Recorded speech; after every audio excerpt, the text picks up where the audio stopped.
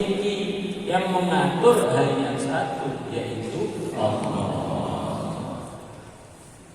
Yang datangkan manfaat hanya Allah, yang datangkan madarat hanya Allah, yang datangkan semuanya hanya Allah, yang tidak mendatangkan juga hanya Allah.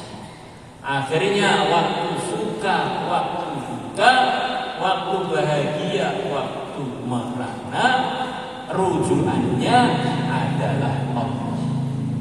Itulah namanya iman. Orang itu kalau iman, hatinya tenang.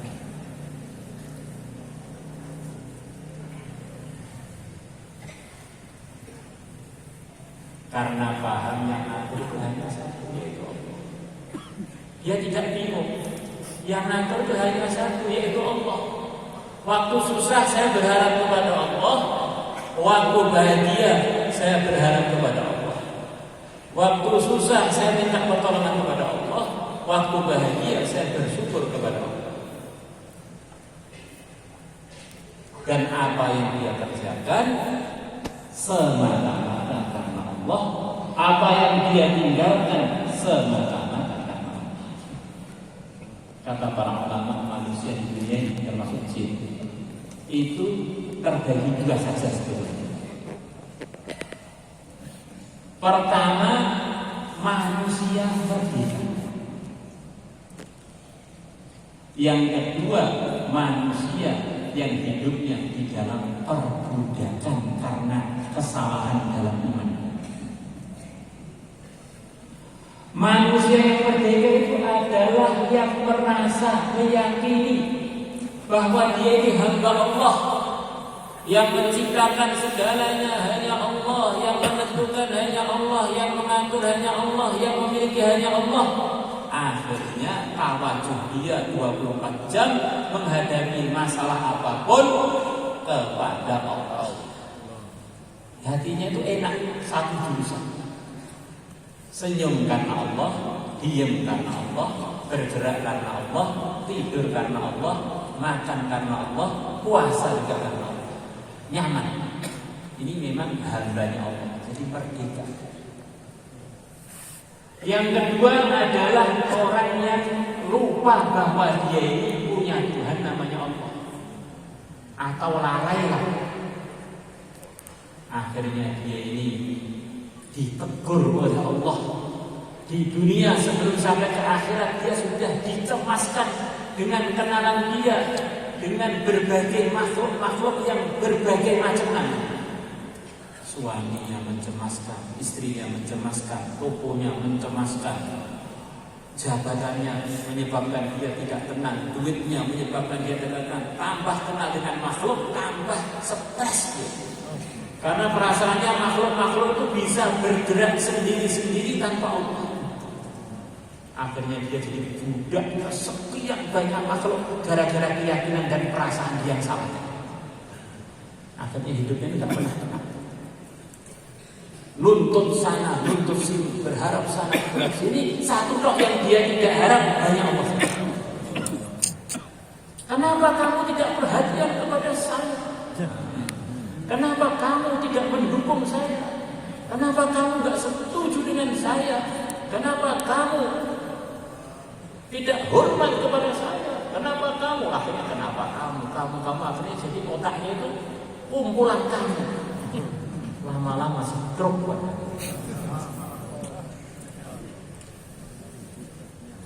Stres, serba gak nyaman. Ceritanya ulama-ulama dulu, tapi kalau belum makomnya ini gak usah. Ada seorang ulama besar namanya Al-Imam Al-Asmu'i rahimahullah, yang terkenal sangat kuat imannya. Beliau itu mendengar sebuah hadis bahwa surga itu letaknya adalah di bawah bayang-bayang pedang.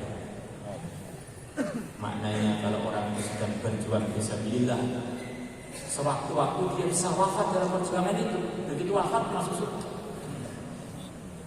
maka dia masuk dalam medan perjuangan, berkecamuk dalam pertempuran menghadapi ahli-ahli batil. Tengah-tengah berkecamuk dalam pertempuran, dia turun dari kudanya, kemudian membentangkan alas tidurnya, kemudian tidur di tengah-tengah pertempuran. Murid-murid dia, ngapain saya belajar iman makhluk itu nggak bisa buat apa-apa. Dia tidur di tengah-tengah pertempuran, ini tanda iman kuat. Kalau tidur di tengah-tengah pengajian itu kacangan. Jadi kalau tidur di tengah-tengah pertempuran ini berarti memang imannya sudah mantap benar. Nyawa itu yang megang Allah.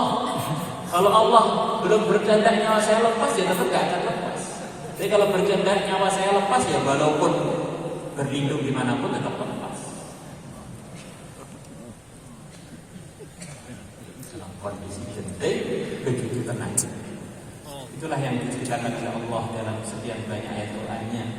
Allah dianugerah kepada orang-orang beriman, kepada para sahabat, ngantuk di bagian pertempuran. Idh yughashyikumul nu'asa amanatan. Ketika ngantuk telah menyelimuti kalian sebagai rasa aman dari Allah. Tidak khawatir belas. Tengah-tengah tidur, nyenyak, tiba-tiba ada musuh agama meloncat, kemudian menduduki beliau, mau nyembelih. Maka beliau bangun tidur, melihat ada orang nyembelih beliau. Tidak dia lawan. Tiba-tiba ada orang Islam yang tahu, orang tadi akhirnya ditebas mati. Dia teruskan tidur. Ini sekedar contoh para hadirin. Orang kalau imannya benar itu orang-orang lain sudah pada cemas sekali. Dia begitu tenangnya menghadapi masalah. Dunia ini memang tempatnya masalah, tapi yang menghadapi dua tipe. Dengan begitu cemas ternyata tetap menghadapi masalah. Dengan begitu tenang menghadapi masalah dengan tenang. Beda para hadirin. Mati ya mati, ini mati karo juga.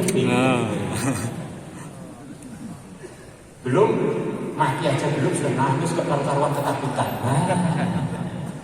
La ilaha illallah.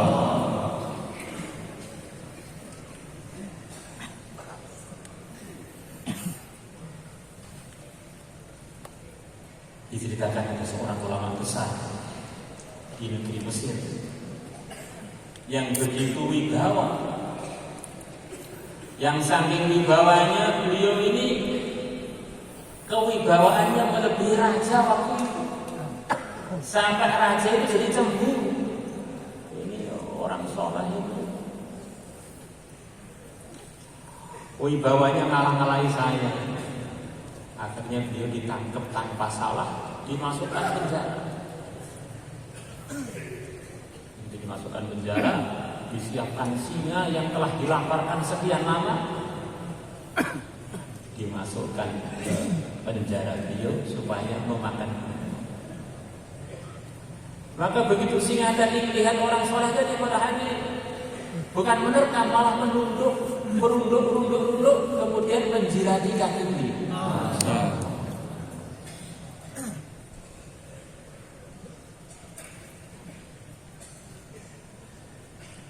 Maka raja yang telah berbuat aniaya pada orang soleh itu ketakutan. Wah, ini ternyata wali beneran ya, wali beneran. Aku nek raja soleh kualat langsung dilepas.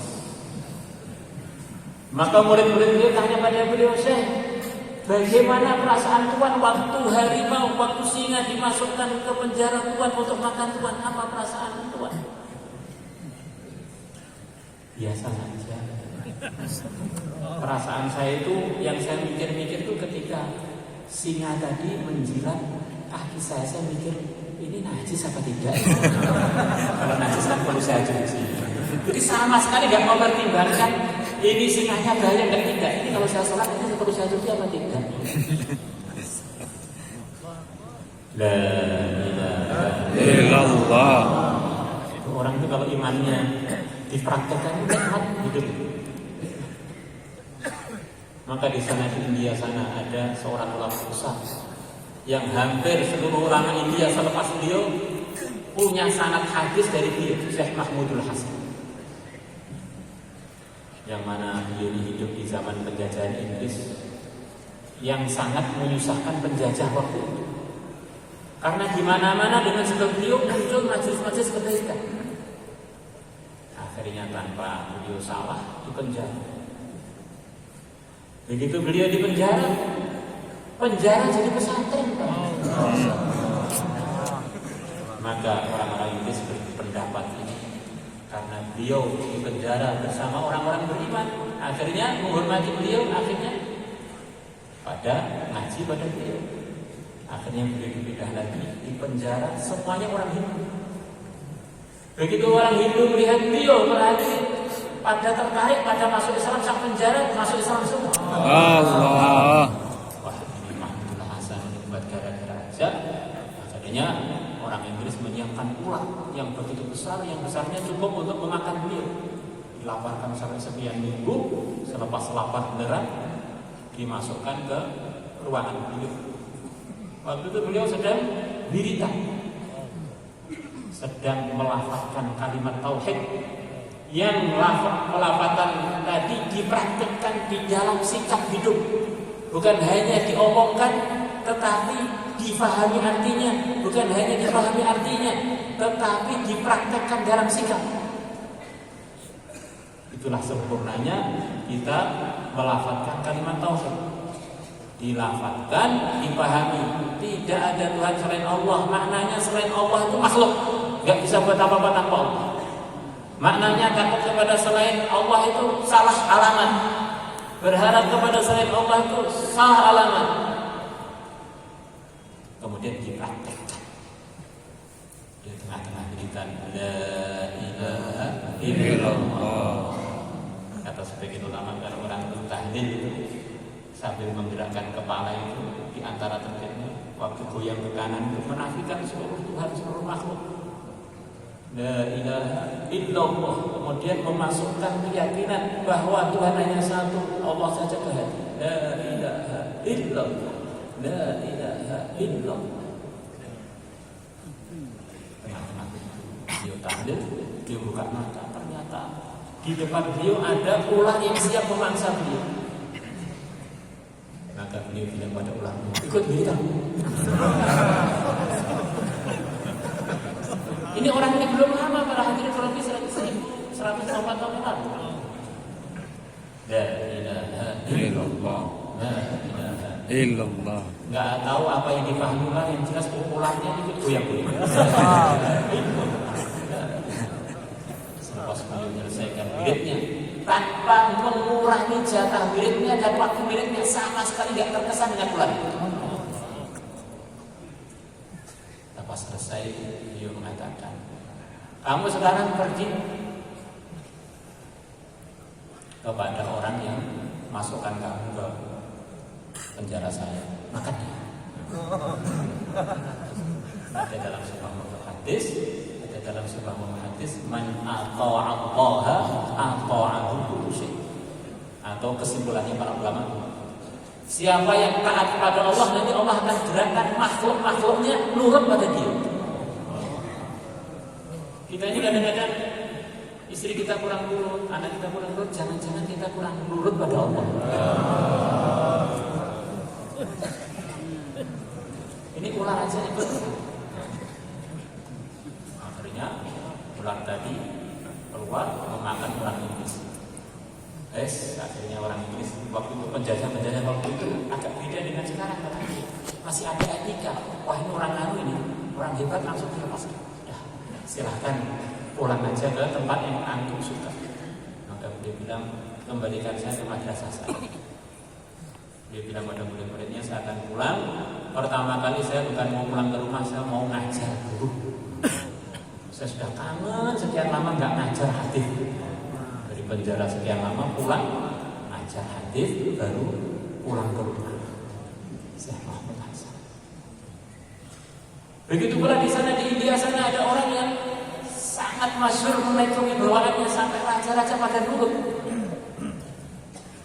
Kali ini cerita kewibawaan. Ini cinta kewibawaan juga, tapi ada ujian.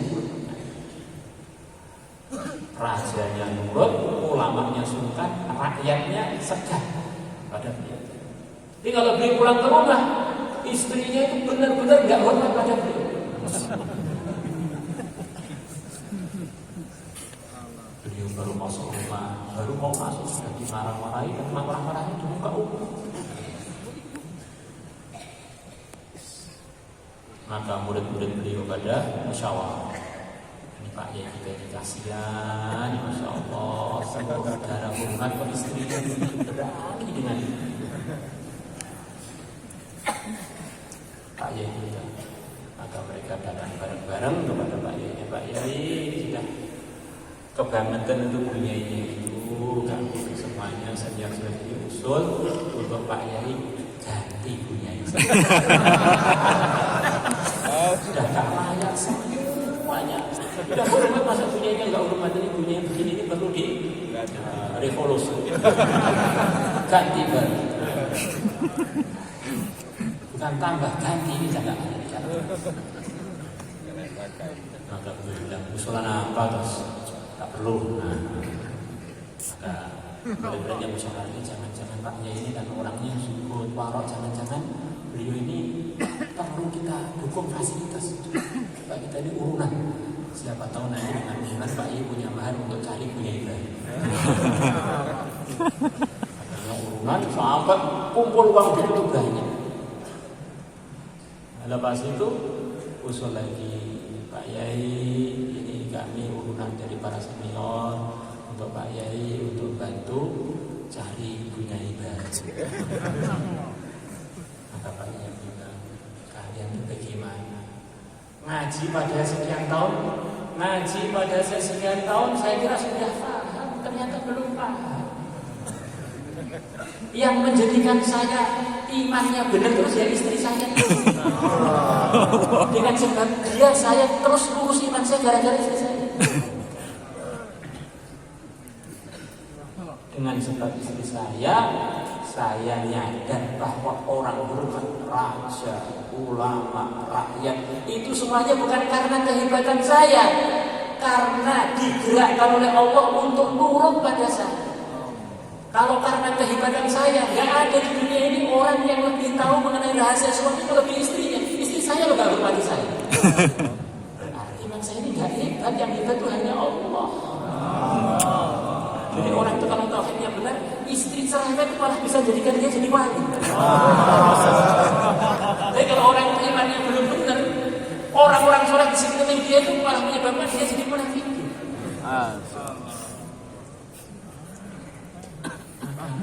Pentingnya kita ulang lagi perbaikan iman, praktek iman, perbaikan iman, praktek iman, biar hidup itu jelas pakemnya. Ini semuanya dari Allah, yang gerakkan Allah, yang memiliki Allah, yang memutuskan Allah. Bagaimana ridhonya Allah? Di dunia ini nggak ada orang yang lebih sempurna imannya melebihi para anbiya.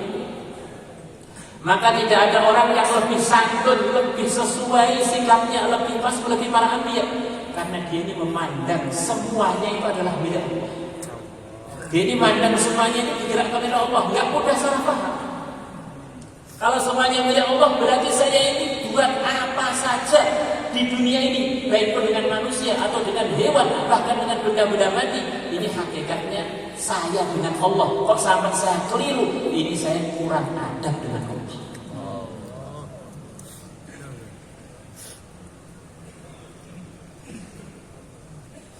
Mau nyuruh istri, izin dulu pada Allah.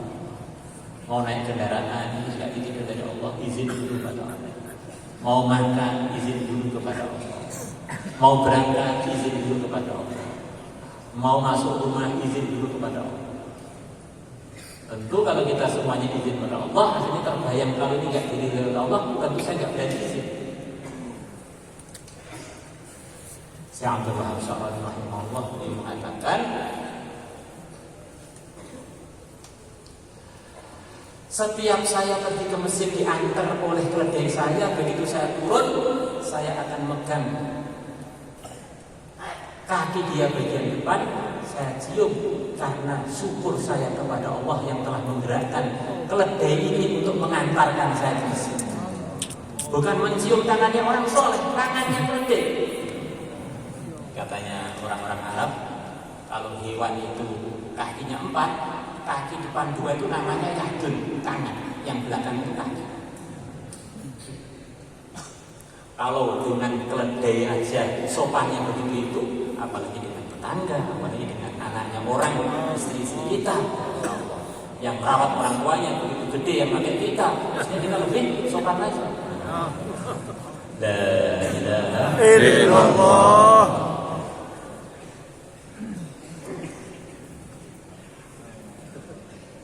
Kadang-kadang orang itu diberitahu ada masalah, gimana solusinya? Kembali pada Allah. Saya ini pengen hajat, gimana solusinya? Minta kepada Allah. Apa-apa Allah. Ini masa nggak ada solusi lain yang masuk akal? Ya, yang masuk akal ya apa-apa Allah itu. Yang tidak apa-apa Allah itu pembiduan. Itu penipuan dan pengkhianatan pada orang yang kita nasihat pada kita. Karena kita mengarahkan dia pada makhluk yang sama-sama tidak punya kuasa. Semua arahan yang tidak mengarahkan kita untuk perbaikan hubungan dengan Allah itu nipu para hadirin. Sepertinya enak didengar, sebetulnya itu racun. Maka arahnya para nabi satu aja, ada masalah balik pada Allah, balik pada ridha Allah, kamu nanti selesai. Umpama seperti yang selesai, kamu dapat pahala. Begitu masuk surga, kamu tahu, masya Allah ternyata susah-susah di dunia ini sangat menguntungkan kalau saya diridhai oleh Allah.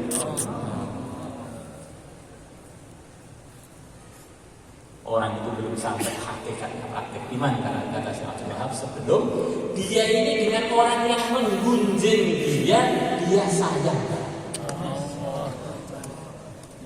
Jadi dia ini terbawa oleh imannya, bukan terbawa oleh perasaan. Kata beliau, orang itu yang gunjing kepada kamu, coba kamu pandang pakai pandangan iman. Dia ini telah memberikan hadiah begitu mahal kepada kamu, melebihi mahalnya dunia dengan segala isinya. Gratis tanpa kamu usaha. Apalagi kalau yang menguji kita ini seorang hafid Quran. Apalagi yang menguji kita itu orang soleh, masya Allah. Dikirim pahala begitu banyak, kok masih kamu marah itu gimana? Sekali subhanallah itu lebih mahal, lebih dunia dengan segala isinya. Dunia dengan segala isinya, akhirnya kita tinggal untuk meninggal dunia. Tetapi kalau subhanallah akan menyertai kita kekal abadi selama-lamanya. Kita punya subhanallah satu, ini harapannya husnul khatimah, akhirnya kita bisa ngambil hasilnya di surga berupa pohon yang begitu indah di surga yang kekal abadi menemani kita di surga.